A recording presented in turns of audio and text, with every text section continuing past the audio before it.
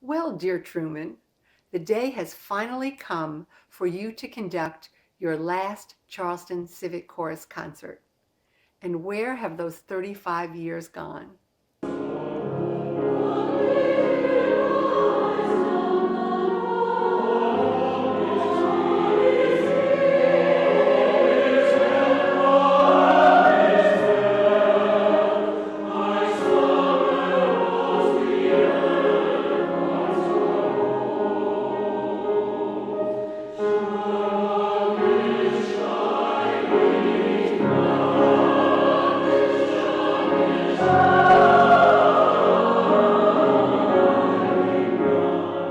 I have been with the Civic Chorus since 2002. I have been with Truman since 1973. I started at West Virginia State College at the time in '72 as a freshman, and the college then was in the process of looking for a new choral director / voice teacher. And Truman came in '73, my sophomore year. So I was his accompanist at the college for the college choir for the remainder of my time at the college. I came back to Charleston in 1991, and during 91 to 2001, there were a couple of different accompanists for the chorus at that time, and one of those accompanists was a friend of mine, and she had decided to give up that position with the chorus, and I knew it was coming available, so I inquired with Truman about the possibility of my taking that position at that time. So that began my official tenure with the chorus in 2002. It was a sweet reunion in terms of being able to work with him again. I looked very much forward to that. Naturally, when I went to State, which was still State College at the time, it's now a university, Dr. Dalton was the director there, and I chose to join the choir because of him. In 2003, when I decided that I missed music, of course, I thought of Truman and his choir. I know he does not think of it as his choir, but I thought of it as his choir. And so I was very happy to go back under his direction and to join the Civic Chorus in 2003. Somebody I know that has had a wonderful presence in our community as well as in my life is our dear beloved director, Truman, who stands out as special in my memories, and I know anyone who has sung under his direction must have similar feelings. What brought me to his Civic Chorus was Truman himself. He just invited me to come and sing. I don't think he had heard me sing. I'm not sure he knew I could sing. I joined the chorus 4 years ago. Yeah, in 2012, winter concert is my first concert. There were a lot of people, in fact, many people from my own little group. Mike Green, for example, is singing because I said, come and sing. And of course, Conrad Haskell was a carbide. I came to West Virginia from Russia in 2009. The Civic Chorus really made me feel like home because I've been always doing it, and I like this group of people, and I like Truman a lot, and I have a lot of respect for him. One of the sopranos stood up and looked around. She's no longer singing because they've moved away, Susan Calfoncelli. And she stood up and said, just look at the sopranos here. Can any of you come and sing with the Civic Chorus? We're doing a mass for 2 choruses, and we don't have enough sopranos. He was a great boss. I liked working with him, and you know, he was very collegial, and you know, always had time to talk to you, and he was just a wonderful boss, one of the best I ever had. I know the Civic Chorus in 2 different ways. First of all, from mainly my long association with Truman, since he hired me to be the band director at State when he was the chair of the music department back in 1986. But I originally had written a piece for them, back in 1991, and that was about the same time that I started working as the music critic for the Charleston Gazette, and so I was reviewing their concerts, and then I had this one piece played by them, and over the years, I've reviewed a lot of concerts. It's been a really amazing 2.5 years. Singing for Truman has just been a real blessing. The music that he chooses is, I mean, it's inspired me. Well, I moved, I was working in Columbus, and I got laid off from my job, and I was out of work for 18 months. And I finally found a job, and it was down here in Charleston, or in West Virginia, so I moved here, and that was in 1992. And I subscribed to the symphony, and the lady that sat next to me at the symphony, whose name was Carrie Green, was friends with Conrad Haskell. Her husband and Conrad both worked at Carbide, and I told her that I had sung in the chorus in Columbus, and she says, "Oh, you should join the Civic Chorus." And so she gave my name to Conrad, and he contacted me, and so I went in for, I think it was probably the fall of '92, and I talked to Truman a little bit, and then I just started singing with the chorus then, and I've been in it ever since.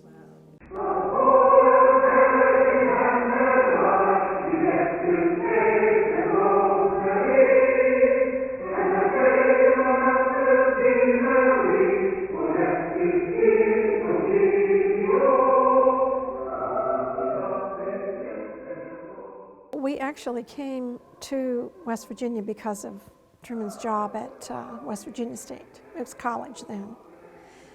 So we came here in 1973, and he was still in the final stages of finishing up his PhD dissertation.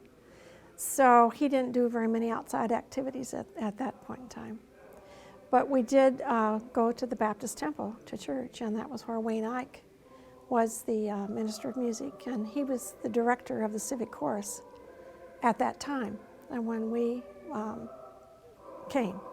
And so he was, after he'd had it for 10 years, and he was ready to give it up. Truman was finished with his dissertation by that time, so he asked Truman if he would be interested in taking it over. So that's basically how that came to be. The first time I met him, I was very surprised that here was a choral conductor who was a trumpet player. So you know, I'd never really run across that before in my life, a singer and a trumpet player. So I've maybe seen it maybe one other time since then. So that's how unusual Truman's career path has been. So, but I think it's been mostly a brilliant one. He did welcome me on in, and I began practice, and the rest is just a wonderful history. I thought he was impressive right from the start. And then I read the chorus website, and it had some biography about Truman on there, and I hope that any who may be brave enough to listen to this would get online and go to the Charleston Civic Chorus website. Truman and I go way back. He and Clarice lived across the street from us back in the 80s when we all lived in Cross Lanes. And so this was about 5 or 6 years ago. He just said, "Come join the chorus." I have a problem with friends I know of saying no. So I said, sure, and I've stayed ever since. He enriched our lives as those who came and week after week benefited from his patient leadership.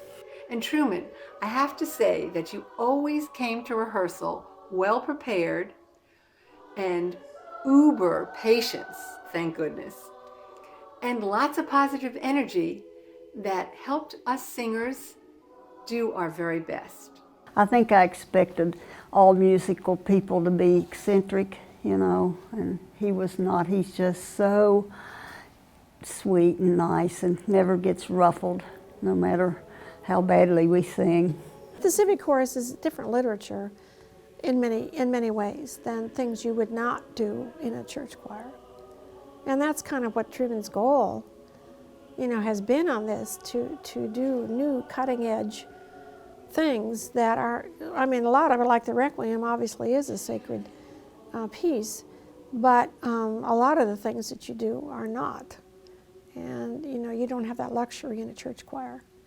One thing that I've always appreciated about his leadership is that he tries new things. He's probably the premier new piece trier-outer here in Charleston, and he introduces the chorus to a lot of different things that they probably would never otherwise sing, and I think that was a good aspect of the chorus.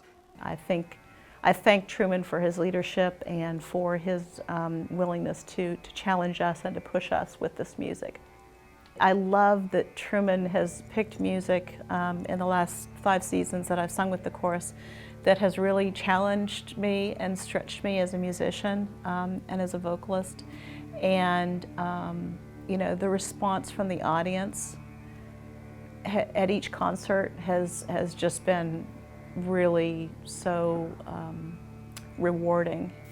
It brings to mind the time when we worked with January's dance company, and Truman was engaged in just about everything except the dancing, maybe. Luminosity, and it was a wonderful experience, very different, very visual, and of course we enjoyed the music with it, but the total effect was outstanding, and he would bring in creative things like that. As a matter of fact, we performed once in the Clay Center in the auditorium to do the inaugural performance of one of the pieces. Truman somehow managed to get us into these opportunities to perform. We accompanied a day in Australia, as I recall. I remember a picture of Ayers Rock, this huge formation out in the middle of nowhere, and I brought a bird signal tweeter along as my instrument to play to give him a sound effect. There was this one piece that was about Australian bird calls, and it seemed like the Haskells had some slides from a recent trip to Australia, so they projected the slides behind the choir, and we sang this piece, which had us doing bird calls. Truman introduced us to so many unusual pieces. At first we might have balked a little bit, and then you came to love them, and you realized, my goodness, how much attention he must pay to the musical compositions that are available to be performed, and we were well aware that the job was to present compositions that were not often heard, and a number of those were new compositions. When I finally said I've reached my level of being able to handle this music, we were introduced to music that Truman truly loved from his days of being in school, singing about gypsies in German.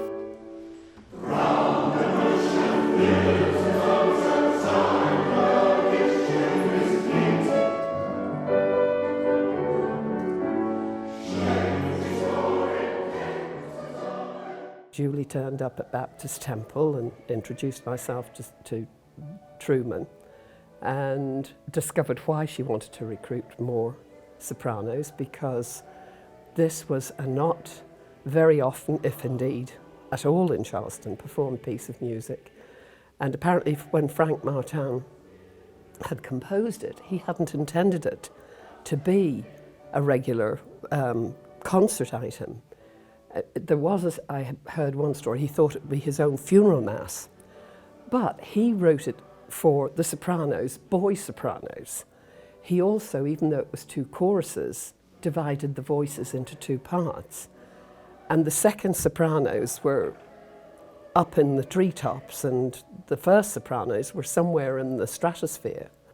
That was the most challenging piece of music I've ever looked at, because if you can imagine, with 8 voice parts and the divisi, there was a line of music per page.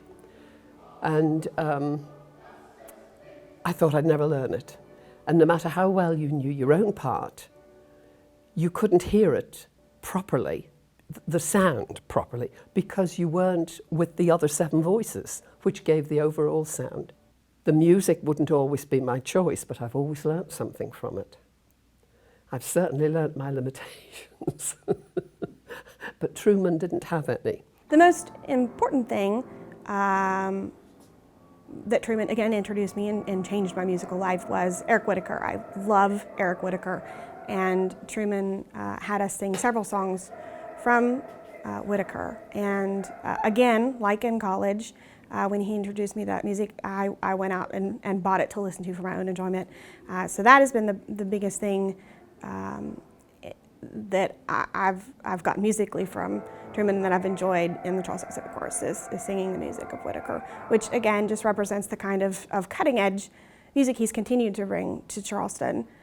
Whitacre's one of the slightly controversial but premier conductors and composers now, and so he's brought that kind of music into Charleston, and I've been grateful for that. It's a variety. We've done spirituals. You name it, we've done it in just the 4 or 5 years that I've been with the chorus.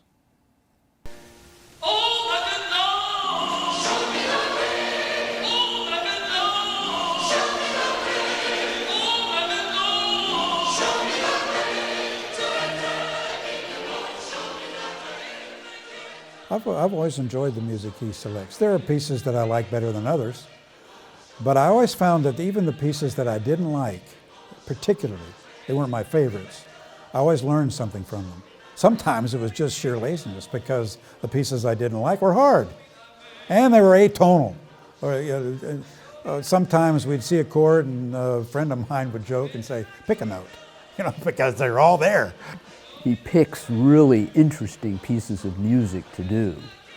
I will not say I like them all, but they are all interesting. They're all different. They're all, mostly modern things is what he's been doing the last several years anyway. And so it's really been a nice experience for that reason. Truman does a tremendous job picking music. It's not an easy task. I know what has really struck me through the years was his ability to semester after semester come up with very interesting, different things that were harmonically challenging and very thought-provoking. I know by now that the pieces that I don't like in weeks 2 and 3 will be my favorite pieces at the concert. It's what has drawn me and kept me with the Civic Chorus is his eclectic selection of literature. I'm not sure, there may be some people in the chorus who realize over the years how much time he has actually invested in finding literature, aside from just doing, online research and listening to recordings. He's traveled extensively to choral workshops all over the country for all the years that he has been with the chorus, looking for music and listening and determining the things he would do. Because of my background, I do tend to enjoy some of the more lighthearted things that he's done. We did a semester where we did all folk songs, and I very much enjoyed that. I love the music of the 40s, and we did songs selected out of the Great American Songbook, and I really enjoyed that. I know that each of Civic Chorus piece that Truman chooses for us is very unique and very different, and I like the challenge and how challenging this music is, and it's very different from other choruses. It's very different what they are doing.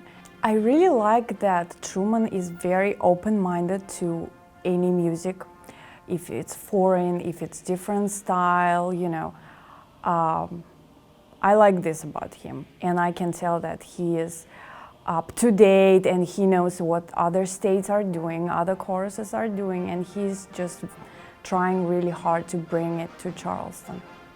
I also sometimes, like to change it up with some modern, I wouldn't say very modern, but more modern music, which is very fun, very energetic. We usually do it at the end of the rehearsal, and it just makes me feel really good. When I go home, I just sing it in the car, and I sing it all the way till I'm in bed.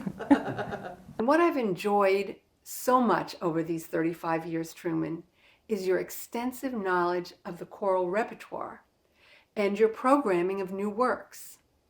Truman, you really know how to artfully put together a concert.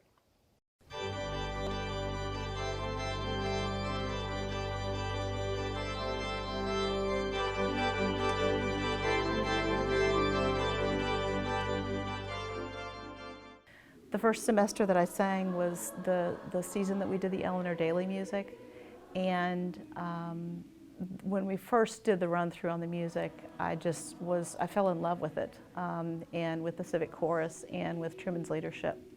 So it was really just a powerful time for me. I liked her entire Requiem, which I think we did most of the movements when she was here, and including the In Remembrance, which is a very moving one. I recommended that we do that at one of our evensongs at church, and so we did it. And the priest said, "Well, it really wasn't theologically in line with the church, but she didn't mind that we did it," and so that was a good experience too. Then. To this day, when we sing In Remembrance, I'm in tears. I mean, it's gorgeous. It reminds me, both my parents passed away, my father in 2006, my mother in 2008, and so, that just really touches my heart. 3 years ago, we sang a Bach motet, very classical piece. It's very good for me, interesting. Like a classical song or Requiem or another daily song is very, recently.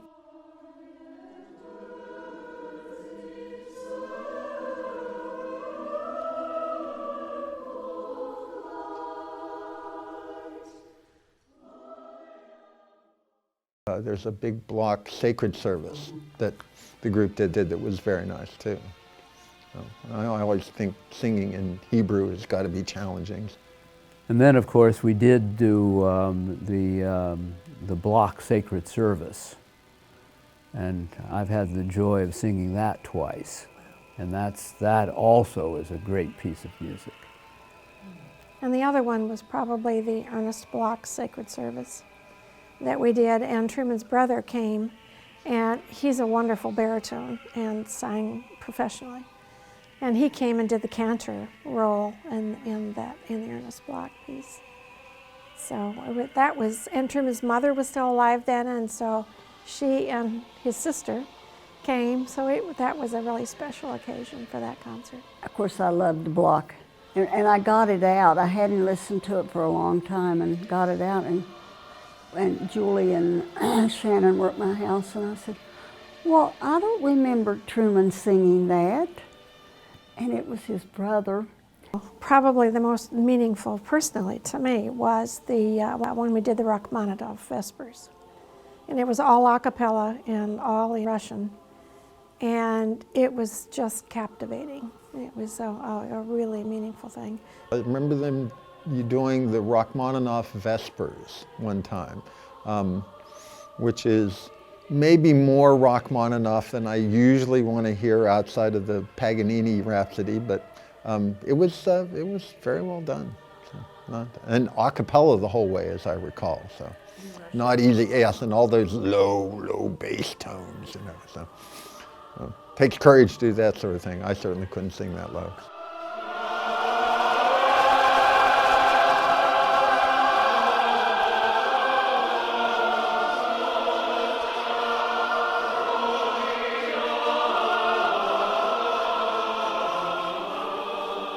Well, of course, the most favorite piece is the one we're currently doing, the Requiem for the Living by Dan Forrest. That is a wonderful piece of music. It's probably the most enjoyable piece of music I've ever sung. And I've sung them all, by the way. From the music critic side of things, there are several things that I remember vividly. There was a piece a year or so ago, a big requiem. I can't remember who the yes, yeah, the Requiem for Living. That was very, very well done. I really enjoyed that performance. I think of all the pieces we've done over the years, I think the Requiem for the Living has really been my very, very favorite piece that we have done. I had a really sort of special moment that Truman and I sort of exchanged when we did the Dan Forrest Requiem last year. The first movement, there's a place where the sopranos hit and the tenors hit a high F, and the altos and the basses and baritones hit a high D. And at the rehearsal, at the dress rehearsal the day before, when we had the full complement of musicians performing with us, it was the first time that I had really sort of heard how amazing this work was. Well, in the concert, when we've got the instrumentalists and all the vocalists, and all of a sudden we hit these notes, I started tearing up, and I looked up at Truman, and we both had like this tremulous smile on our faces that we were both just so overwhelmed with the beauty of that experience.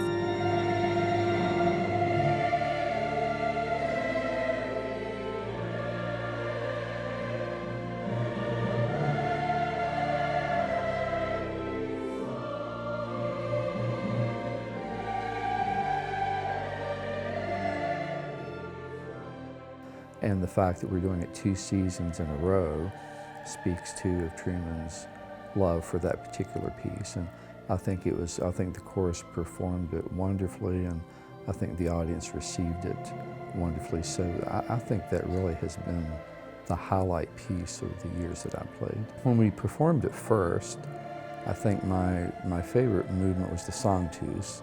But as I listen to it now, I've just fallen in love with the Lux Eterna, the Light Eternal section at the very end of the piece. It's just beautiful.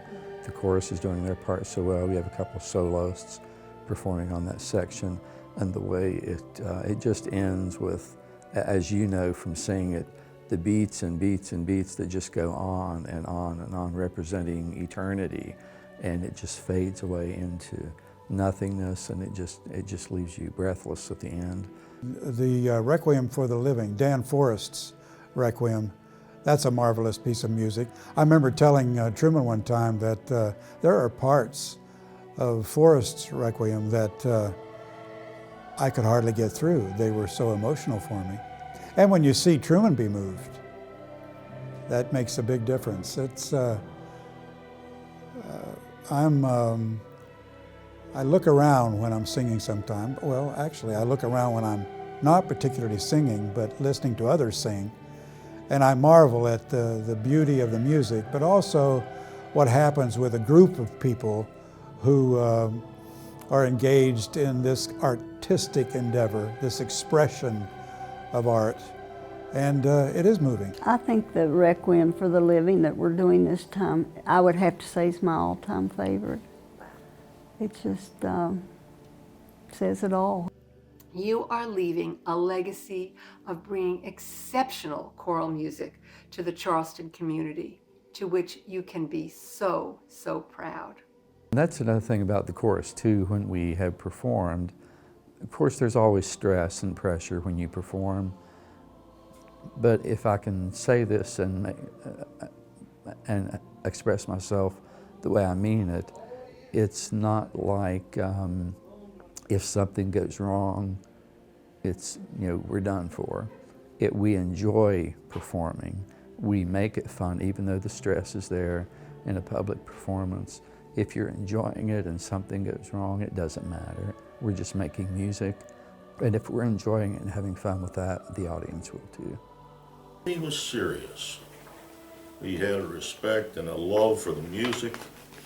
And to be too disruptive really was like offending somebody on holy ground because we knew of his love and dedication to music in our world. He was very gracious in sharing his gifts with this community. I feel very strongly about the culture of a place. I believe that young people ought to be exposed to this kind of music, that the people who live here ought to have the opportunity to hear this music, to hear it live. I've said this several times in reviews that I've written, and it's a kind of a confirmed historical position that in the 19th century it was viewed that you judged a community's musical quality on the quality of its choral singing, that was the basis from which it didn't matter what the orchestras were like or the bands or anything like that. If you had a good community choral ensemble, that was the standard for the way music was judged. And I've thought that Charleston has had really good choral ensembles over the years. It's my 26th year of writing for the Gazette, and I've heard a lot of choral music in that period of time. And I always thought the Civic Chorus was kind of the vanguard of it all. Even though I hadn't had any formal music training and I was very, very shy, I wanted it so bad that I went for it. And it was a fantastic experience. And through that, again, even though I didn't have the experience in the training, I was able to go through the Solo and Ensemble Festival and also to the All-State Chorus. And Truman goes right back to that too, because he was one of the people who organized that festival, which gave high school musicians an opportunity to perform much more difficult pieces that weren't the normal fare in high school. For me, it was life-changing. I was a little country girl, and being able to have those experiences and to travel with the group really instilled a lot of confidence in me, in my ability to go before the public. And now, that's one of the things that made law school not so scary. And it's one of the things that I use every day in speaking in public as an administrative law judge, is that gave me the confidence and the comfortableness with myself that I can do that now. And without music, I would have had it. And without Truman, I probably would not have continued to pursue music as an adult, because he really encouraged us that once we got out into the world in our careers, if music wasn't going to be our life, that it'd still be allowed to be a part, and that it would continue to enrich us. I learned something at every rehearsal, and I left on Tuesday nights thinking that I just got a private voice lesson. It got me involved with Truman's level of conducting, and I have to say, I enjoyed every minute of it. I have never seen the man get ruffled. When he has explained something, it makes perfect sense. And you always came out of rehearsals feeling you'd learnt something and you had achieved something. He just was a joy to work with. I'm very, very sorry I haven't been able to sing more often, but I've enjoyed every concert I've ever sung with him. Truman has really done a wonderful job, I believe, with the chorus. It seems to me there are two things that a conductor has to be able to do. One is to pick nice, good music. But the other thing, he's got to be able to get what he wants out of the chorus. And Truman is able to do that. So the first time when I was in rehearsal with the chorus, and he actually raised his voice when we didn't get something right, and he thought that we should have had that right a long time ago. When he raised his voice, it was kind of shocking. And at first, I have to admit, I got kind of, well, he's got a little temper, doesn't he? But I sat down and talked to myself and said, Truman wants the best out of the chorus. He's not going to put us up in front of an audience and then have us embarrass ourselves. And he wants the best. And I think any good conductor of any organization will demand of its singers, its instrumentalists, whatever. And so I respect that of Truman. And not only respect it, but I depend on it. That he's not going to let us go up there without being well rehearsed and know exactly what we're doing. The music has been challenging for me. I'm not a natural musician, and I've learned a great deal just in the few years that I've sung with the chorus. He's an educator. I think Truman is the best conductor that I have ever met. Yeah, I think, yeah. Truman was always a very quiet, almost humble man to me until I saw him perform. And he's got a gorgeous baritone voice. He's a tremendous soloist. And the one regret I have about singing with the chorus is that I would have loved to have had Truman do more solos. And I think he's too humble to do that. I think he sees himself as the conductor, the director, and not the soloist. But he has a beautiful voice. When we first moved here, this is another kind of funny story, is that we had rented a place to live because we didn't have any money coming out of grad school to buy a house. And but we did arrange for a place to rent, but we couldn't get in it for 2 weeks after Truman had to be here for faculty meetings. So the first week, my sister came from North Carolina with her tent, and we pitched the tent in Canal State Forest, and we lived in the tent for a week. And the second week, we were in a dorm at Dawson Hall on the campus for the second week before we got into our rental house. The place that we're moving is called the Village at Orchard Ridge. And so Truman just offhandedly said the other day, he said, well, I said to him, I said, maybe you can start a retired, people's chorus there, and he wasn't too enthusiastic about doing that until he said, oh, he said, that would be fun. He said, then we could call ourselves the Village People. And he said, YMCA would be our theme song. I believe they had their first child was maybe 1.5 years, 2 years old in that area. Clarice was expecting with number 2. So I saw the kids and got to know them as very, very young children. Of course, when I moved away, I didn't have the opportunity to actually watch them grow up. But they were a young family coming here and starting out, so it was good to experience that. One time I was in my kitchen, I think. He and Clarice lived across the street with their 3 kids, and I heard this zzz, zzz, zzz, zzz. I couldn't understand what that sound was. I'd never heard it before. And I knew it was coming in the direction of Truman's house, so I looked out the window, and there was Truman on this rickety little step ladder, and he was spray painting his house. And that's Truman when he's not on stage or when he's not directing a chorus. He's out busy doing honeydews for Clarice. I was talking with Clarice after one of our concerts, and I said, Clarice, Truman is just so even-tempered and so sweet all the time. I said, does he ever get upset? And she said, you should have been up at our house this week. She said he was mowing and his cell phone fell out of his pocket, and then he ran over it with the lawnmower, and he was not even-tempered that day.